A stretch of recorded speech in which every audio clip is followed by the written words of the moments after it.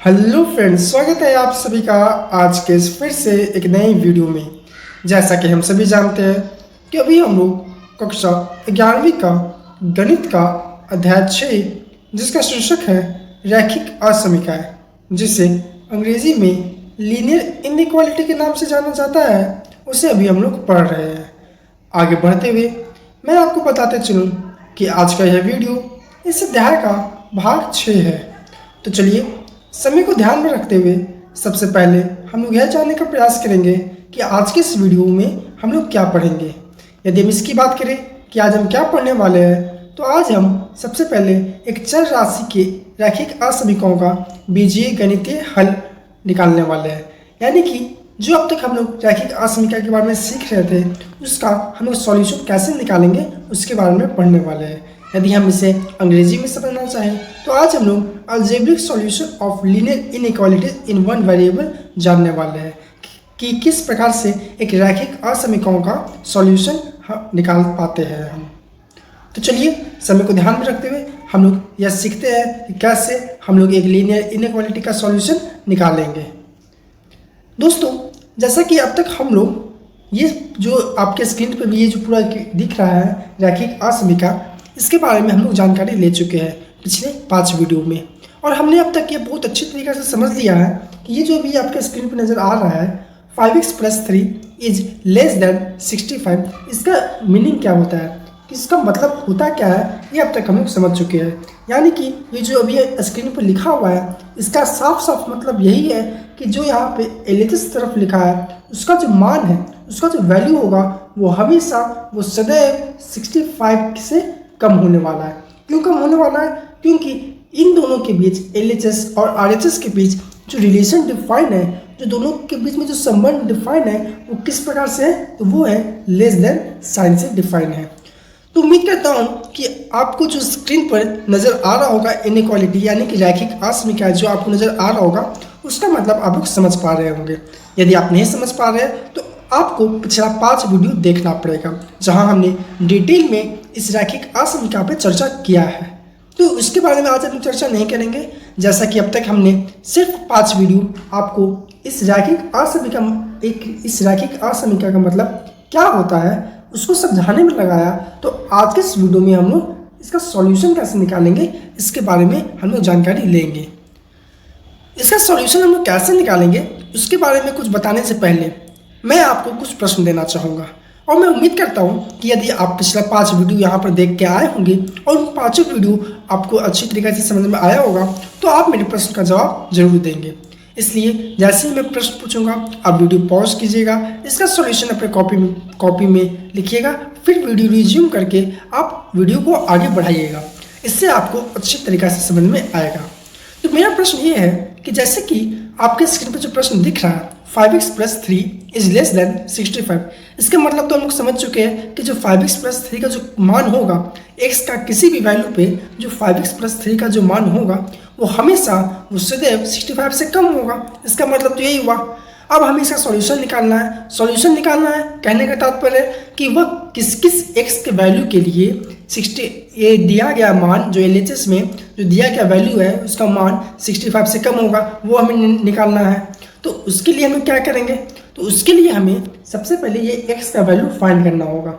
अब वो x का वैल्यू कैसे फाइंड करेंगे वो तो आज हम सीखेंगे ही, लेकिन उससे पहले मैं आपको बोलना चाहूँगा कि आप वीडियो पॉज कीजिए और अपने से ये सोचिए कि जो स्क्रीन पर आपको नज़र आ रहा है यहाँ पे हम लोग x की जगह पे क्या क्या रखें, कौन कौन सी संख्याएँ रखें, जिससे कि ये जो एलएचएस तरफ जो पूरा टर्म लिखा हुआ है वो 65 से छोटा रहे। यदि मैं आपको बोलूँ कि यहाँ पे जो x है वो किससे बिलोंग कर रहा है? n से। n कहने का तात्पर्य क्या है? नेचुरल नंबर यानी कि प्राकृतिक संख्या से। तो अब आप मुझे बताइए कि यदि यहाँ पर इस दिए गए प्रश्न में x एक प्राकृतिक संख्या है, तो आप मुझे x का वह वैल्यू बताइए, वह प्राकृतिक संख्या बताइए जो हम लोग x की जगह पर रखेंगे जो पूरी एलएचएस का वैल्यू आरएचएस से कम होगा। तो वीडियो पॉज कीजिए और आप x का वो वैल्यू निकालिए जिससे कि एलएचएस का जो वैल्यू हो वो आरएचएस से कम हो।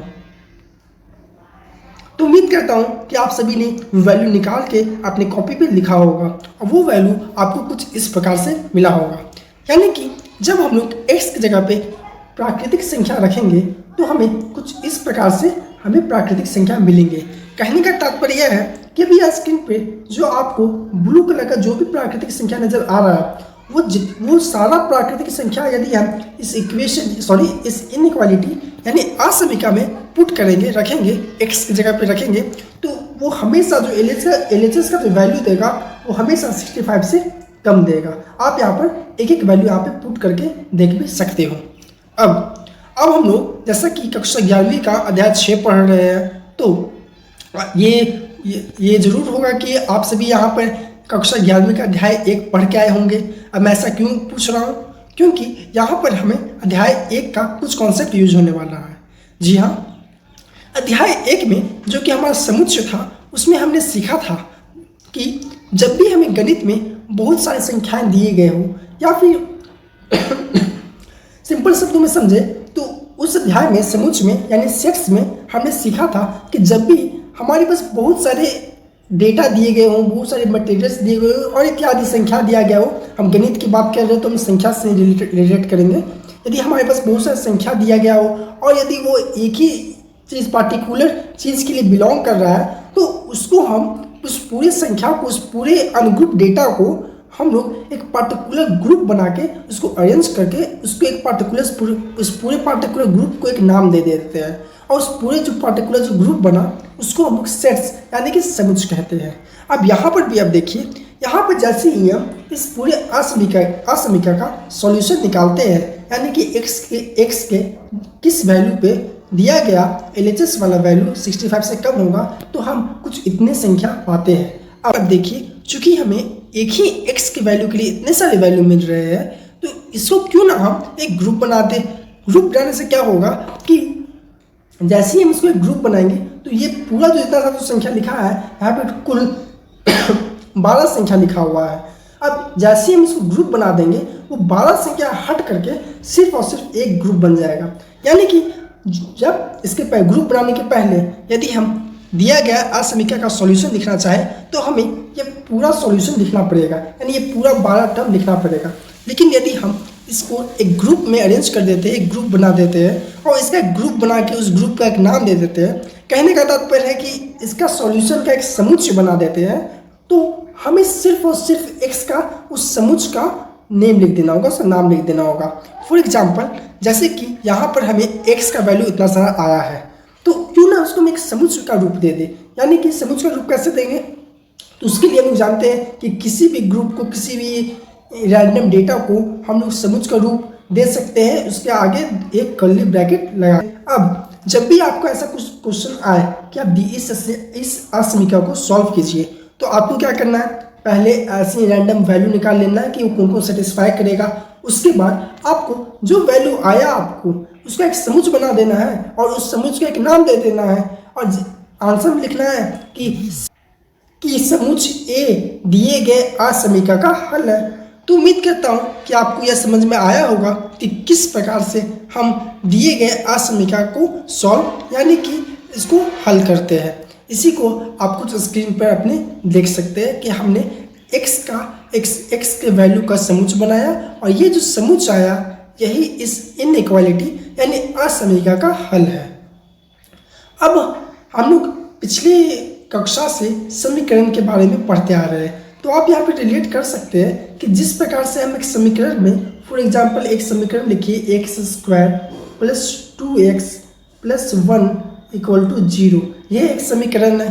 तो जिस प्रकार से हम लोग समीकरण में यहाँ पर x का वैल्यू फाइंड करते थे, x का मान निकालते थे, जिसके लिए दिया गया LHS में जो मान है वो किसके इक्वल हो जाए, 0 के इक्वल हो जाए, या जो भी RHS तरफ लिखा है उसके इक्वल हो जाए। तो यहाँ पे हम समुच्चय क्यों नहीं बनाते थे, क्योंकि यहाँ पे हमारे पास सिर्फ और सिर्फ, चूंकि ये द्विघातीय समीकरण है तो यहाँ पे सिर्फ हमारा 2 ही वैल्यू आता था, x का लिखा।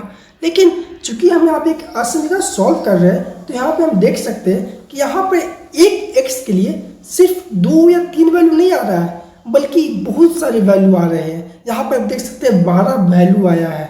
अब ऐसे कई सारे असमीका हो सकते हैं। इस असमीका के लिए तो हमें 12 वैल्यू मिले, हो सकता है कि कोई ऐसा असमीका मिल जाए जिसके लिए हमारे पास 100 वैल्यू आ जाए, 101 वैल्यू आए, 102 वैल्यू आए और इत्यादि आए। तो इतने सारे, इसीलिए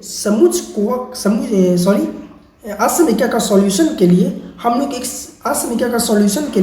लोग x का वैल्यू निकालते हैं और उस पूरे x के वैल्यू को एक समुच्चय का रूप देकर के उसका सॉल्यूशन बता देते हैं कि दिए गए असमीक्षा का यही समुच्चय है, यही समुच्चय उसका हल है।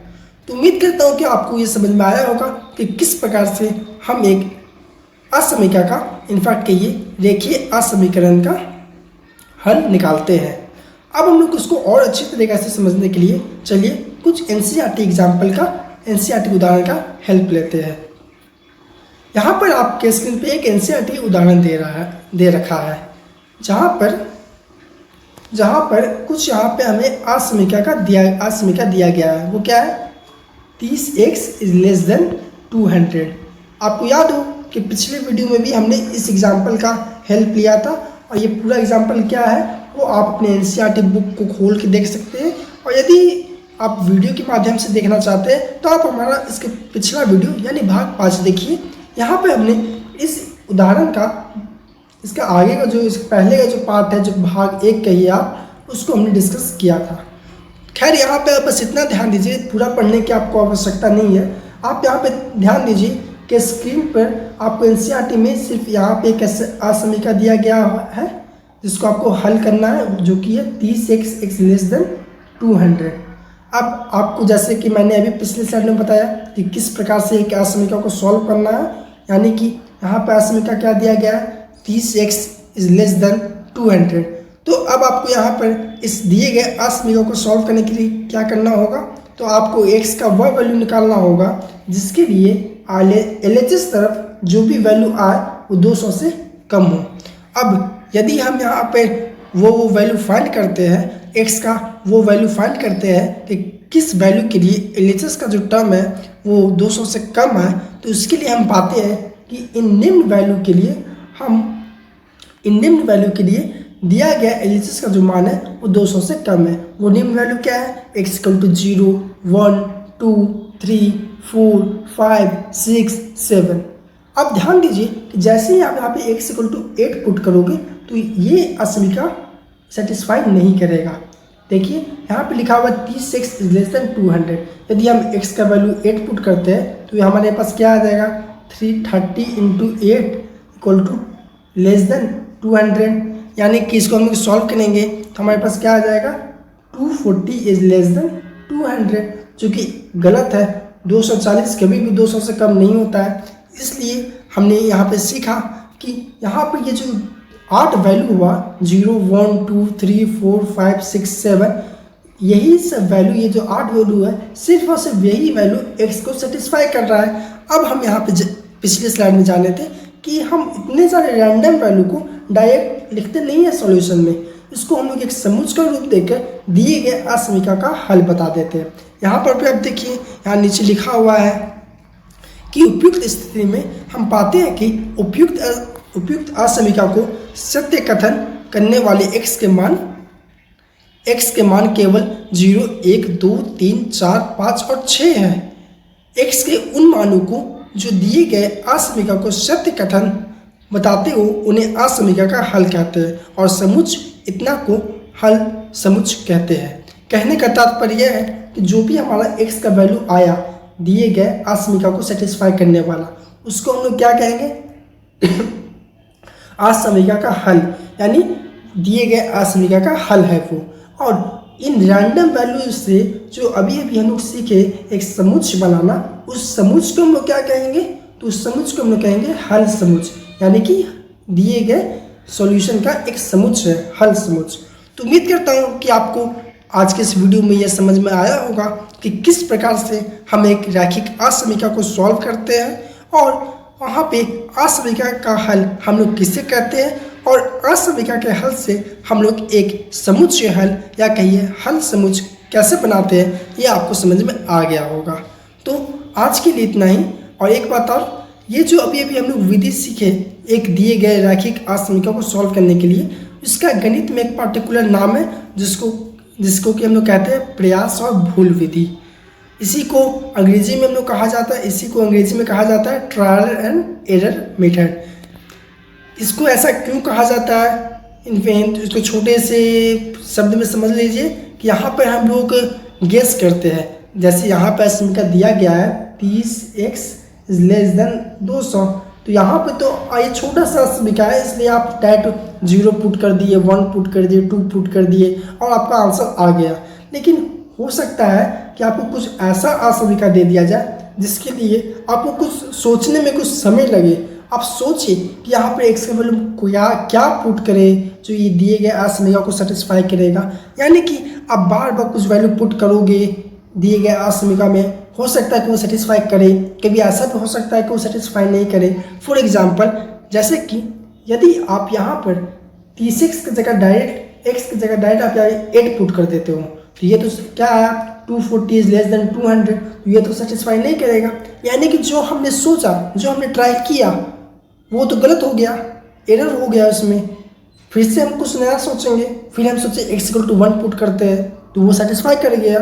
तो इसीलिए चूंकि इस विधि में ट्रायल एंड एरर मेथड में प्रयास और भूल विधि में हम बार बार x का एक नया मान सोचते हैं, इसे दिए गए समीकरण में डालते हैं, फिर देखते हैं कि वो उसको सेटिस्फाई कर रहा है कि नहीं। यदि नहीं करता तो फिर से हम लोग प्रयास करते हैं, एक नया वैल्यू ढूंढते हैं और ये सिलसिला जारी रहता है। तो इसीलिए इस पूरी विधि का नाम हमें गणित में प्रयास और भूल विधि डाला गया, जिसे अंग्रेजी में ट्रायल एंड एरर मेथड कहा जाता है। तो उम्मीद करता हूँ कि आपको आज का वीडियो अच्छा लगा होगा और ये समझ में आया होगा कि किस प्रकार से हम लोग एक लीनियर इनइक्वालिटी यानी कि एक रैखिक असमीकरण का हल निकालते हैं। तो आज के लिए इतना ही, धन्यवाद।